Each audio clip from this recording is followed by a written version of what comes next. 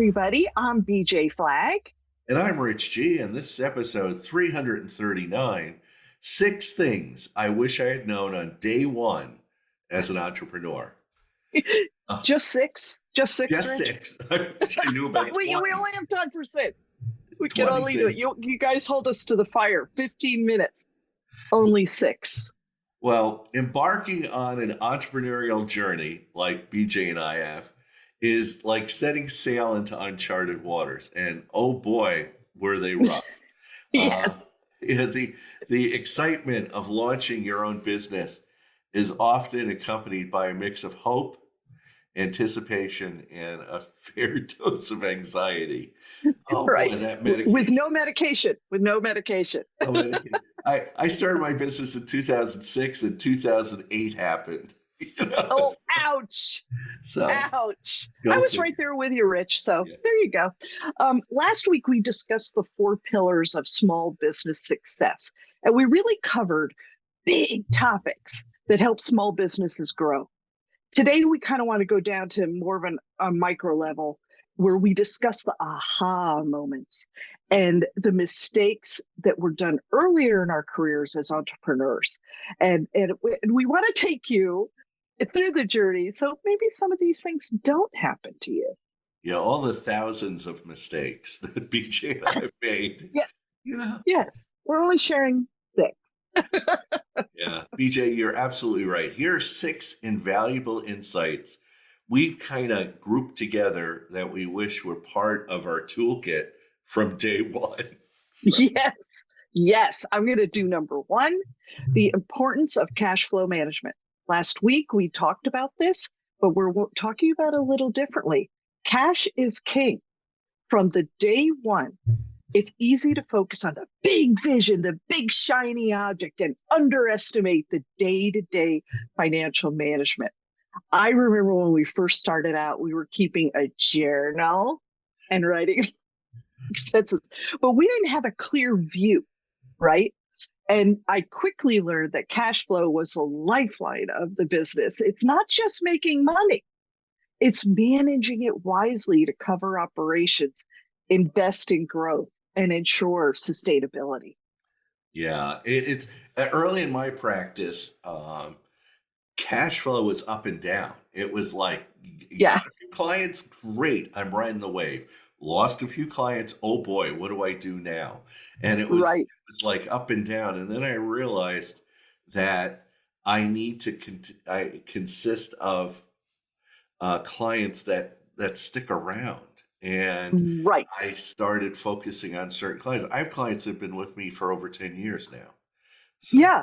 And also think of, how much money you need to have in the bank in order to do this incredible venture. Rich and I were going back and forth when we were just starting here, talking about, hey, is it 6 months worth? Is it a year's worth? You've got to have reserves for those months where things don't go as smoothly as you thought they would. And you'll thank yourself. The action step I want you to think about today is prioritize setting up a robust tracking and managing cash flow system. We did talk about this last week, so if you want to go back and listen a little bit, but review your financials regularly and always plan for a buffer to cushion unexpected expenses. If you can, I'm telling you, day one, hire the bookkeeper if finances are just Greek to you. yeah, like me. Yeah, yeah. Finances, I hire a bookkeeper to do it. Aja, aja. I It's can, another boy, language. It's right. just another language. The most important thing, I'm going to add a little step 1.5, which Okay, is, go. which is know the things that you're good at and know the things that you suck at. So that's one of them. Thank you. I am great at sales and closing. Those are my gifts. Those are my gifts. And why did I not say illustration and design at first? Because I know thyself, Yeah. sales and closing. Um, okay, Number so two. yeah, let's do it. Number two is the value of a strong network. This is huge. Okay. And I tell a lot of people that want to start their own business, if you're not a people person, if you're not a natural salesperson, you're going to need to spend a lot of money to hire salespeople and marketing people to get your message out. So Oh yeah. your network is your net worth. Initially, I underestimated the power of networking. I really did. I didn't think Yeah. I needed to do a lot. But a strong network can open doors to new opportunities, advice, which is huge, partnerships, and resources unavailable through traditional means. When I Oh my first gosh. started my practice, I joined BNI. BNI Hmm. was huge because it introduced me to like 40 people, other small businesses that I could model myself. I could do partnerships. I could get clients. And these people would also sell my product. So that was great. I also did Oh talks, free talks yeah. at libraries. So And some things that along the way that we've heard from our clients is score. It's the senior group that learn their lessons, and you can go over there and gain some knowledge. But I got to tell you, from the beginning of my company, I had the best business coach, Rich G. That's right. and I And had the best marketing team, PJ there you go. Flag. And I kind of feel like we had aces in the hole. Like we had that ability to be winners from the get-go. Yeah. And that feeling of comfort of knowing, wow. And we also are just like we'll network anywhere. Grocery line, doesn't matter. I'll do it anywhere. And consequently, we have a huge email list because of it. Well, where you need to take action is we want you to seek networking opportunities within your industry and beyond. Don't just get stuck in your industry. Go out there, attend industry meetups, join relevant online forums, and don't hesitate to contact people whose work you admire for advice and mentorship. There's a lot of money out there. People are afraid, oh, I'm Oh, not going to talk to my competition. Talk oh to your no, I am. competition. Oh yeah, it's coffee time. Number three, the need for adaptability. Embrace change. Do this from day one. Oh my gosh, the only constant in business is change. When what worked yesterday is not going to work tomorrow. I learned that adaptability is not just a trait, but it's a survival skill in entrepreneurship.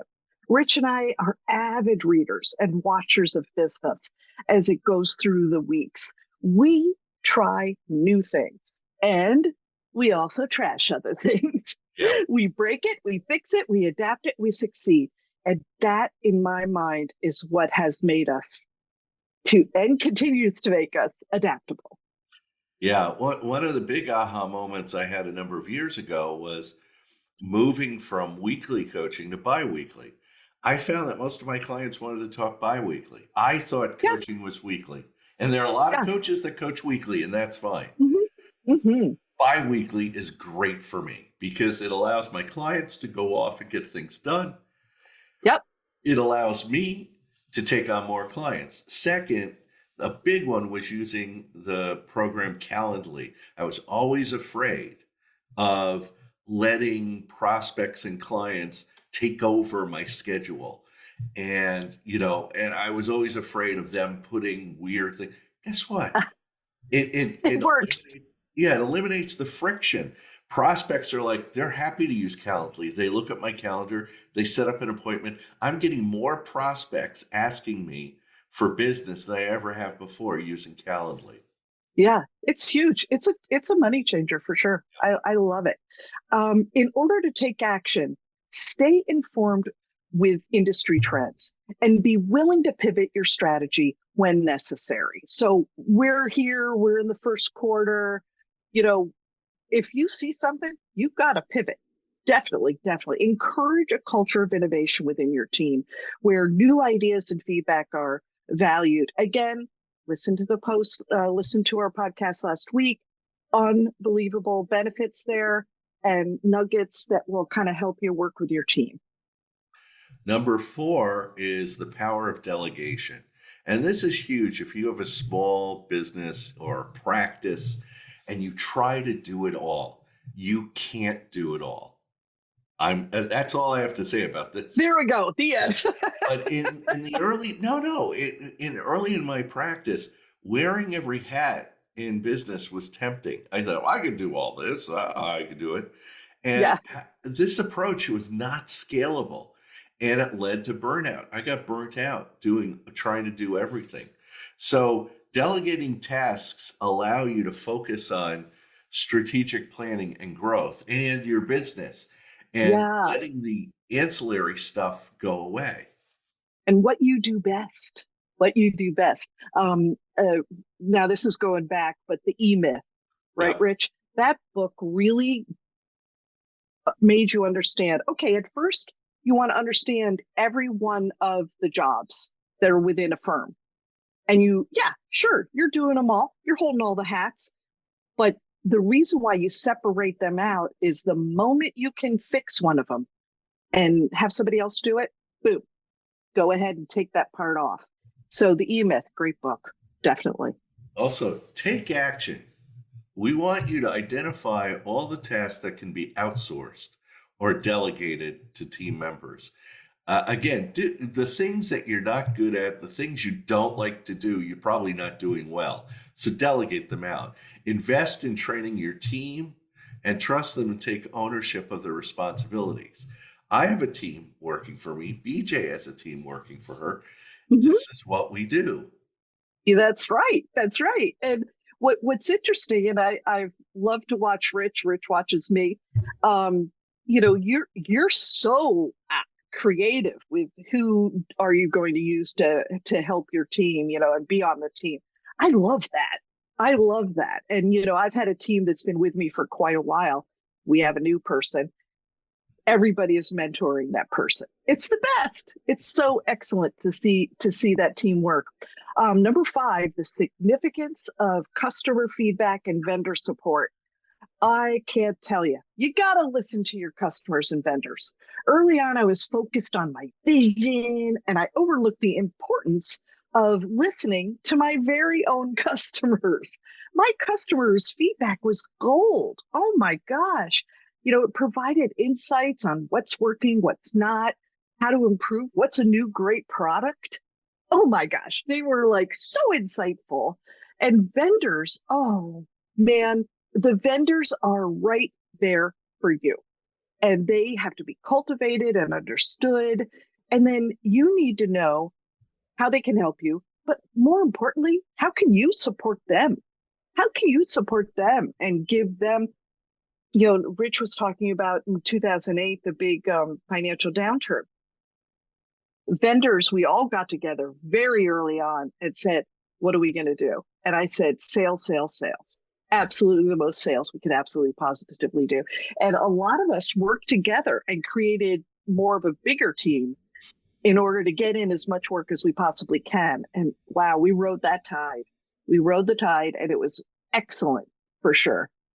Yeah, I actually started writing articles back in 2009 based on BJ's insistence. And I started doing it, and I was like, oh, this is just a waste of time. And then I found out that through my clients, their feedback, they loved them. They were like, oh, I Yeah, love that. They talk about articles, and I'd forget, what did I write this week? I'd forget things. But I found my clients loved them. And so definitely. and I've been writing now since 2009. I've got 800 plus articles out there, and another Right. one's coming out today. So go figure. And over 300 podcasts that you so incredibly keep Yes. us going on. So, all good. In order to take action, you really need to implement channels of regular collecting of customer feedback. This is through surveys, direct conversations. A lot of people use programs that help with this. Like if you were going to use Copper, or you were going to use Salesforce, you'd be able to store all this information about what a customer said. Also, through social media engagement, people will comment on things, and you need to take those nuggets, use the feedback to iterate and improve your product or your service. Vendor coffees and calls need to be a thing. Just like with the customers, you need to keep in touch with them all the time. When we see something funny, I text it over to my printer. We go back and forth. We talk about, what we're all doing. It's invaluable for sure. Number 6, and the final one, and this is the one that BJ and I fought over to do, and I won. So Yeah. the journey is the reward. Okay. Right. Enjoy the ride.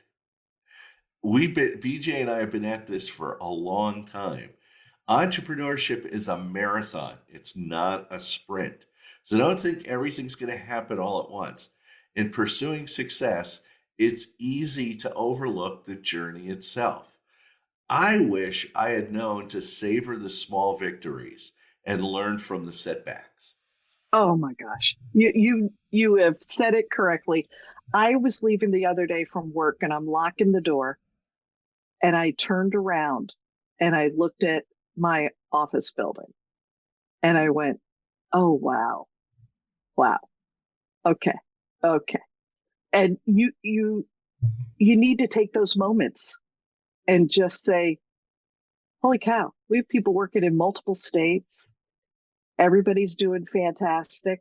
We love our clients, we love our vendors, and we love our town," and that to me, that's that moment that you really enjoy the journey for sure. Yeah. So to take action, BJ and I want you to set aside time to reflect on your progress and celebrate milestones, no matter how small they are. Embrace the challenges as opportunities for growth and learning. In hindsight, these lessons have been pivotal in really shaping our entrepreneurial journey. While entrepreneurship is inherently uncertain, arming yourself with these insights can equip you with to be able to navigate the challenges more effectively. Yeah, remember, every entrepreneur's journey is unique. Mine's unique, BJ's is unique. We go in different directions, but sharing our experiences and lessons learned can smooth the way to those who follow. And please share your experiences with us too. Oh my gosh, that is so right.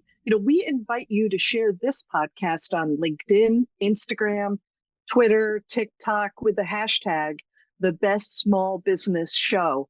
And thank you for tuning in to the Best Small Business Show.